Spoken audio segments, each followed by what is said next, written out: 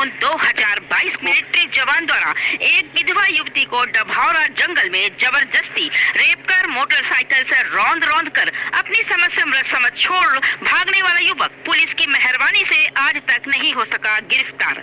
पीड़िता व पत्रकार को भी दे रहा जान से मारने की धमकी। बेबस लाचार विधवा युवती न्याय पाने दर दर का खा रही ठोकरें।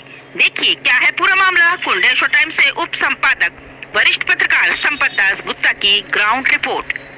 नमस्कार मित्रों, आज हम एक बार पुनः खड़े हैं मध्य प्रदेश के रीवा जिले के डभौरा थाना परिसर में, जहां 23 जून 2022 को एक विधवा युवती के साथ जबरदस्ती रेप करके और उसे मोटरसाइकिल से रौंद रौंद कर और उसकी हत्या करने का भरसक प्रयास किया था। यह तो संयोग था कि उसी दिन उसी समय किसी ने 100 नंबर को डायल किया और 100 डायल रात को ही पहुंची और उसके बाद उसको किसी कदर प्राथमिक स्वास्थ्य केंद्र डभौरा में भर्ती कराया गया था और रात को ही उसको मरणासन स्थिति में रीवा के लिए रेफर किया गया था, जहां डभौरा थाने का स्वीपर रज्जन कोल स्वयं यह बयान कर रहा है, जो कि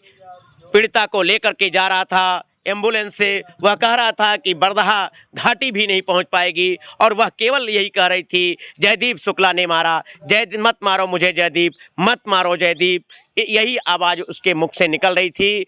और वह पीड़िता किसी कदर रीवा जीएमएच पहुंच गई, जहां हफ्तों जीवन मौत से संघर्ष करती रही और उसके बाद कोमा से लौट करके जब थाना परिसर में आई और कई बार उसने अपना बयान दर्ज कराना चाहा, अपनी रिपोर्ट दर्ज करानी चाहिए, लेकिन इस थाने में नहीं लिखी गई थी। अंततः एसपी महोदय रीवा के आदेश के बाद उसकी रिपोर्ट, उसका बयान दर्ज किया गया और तब जा कर के उसका आगे की कार्रवाई बढ़ी। इतना ही नहीं मित्रों, आपको यह भी बता दें कि उसको 4 बार सीएम हेल्पलाइन शिकायत करनी पड़ी। उसका जब बयान लेना हुआ तो उसे यहाँ से सिरमौर थाने ले जाया गया और वहाँ महिला एसआई ने उसको यहाँ तक कहा कि तुम्हें यह कहना पड़ेगा कि तुम्हारी साड़ी मोटरसाइकिल में फंस गई थी, एक्सीडेंट होने के कारण से तुम्हारी यह स्थिति हुई थी, अगर ऐसा नहीं कहोगी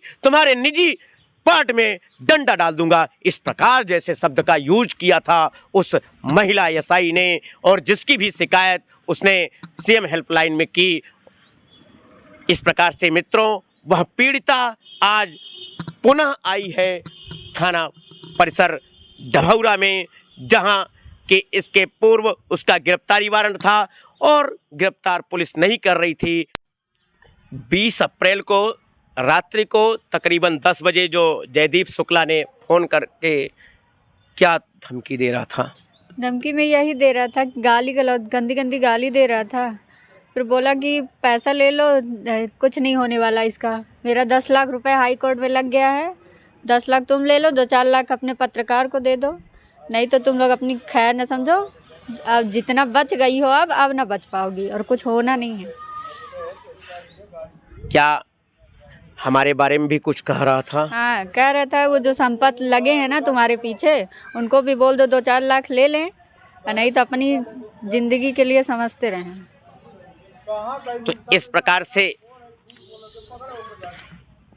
अपराधी जो है इतना खूंखार है कि हमारे द्वारा इस मामले को हाईलाइट किए जाने के कारण वह मेरे ऊपर भी जान से मारने जैसी धमकी दे चुका है।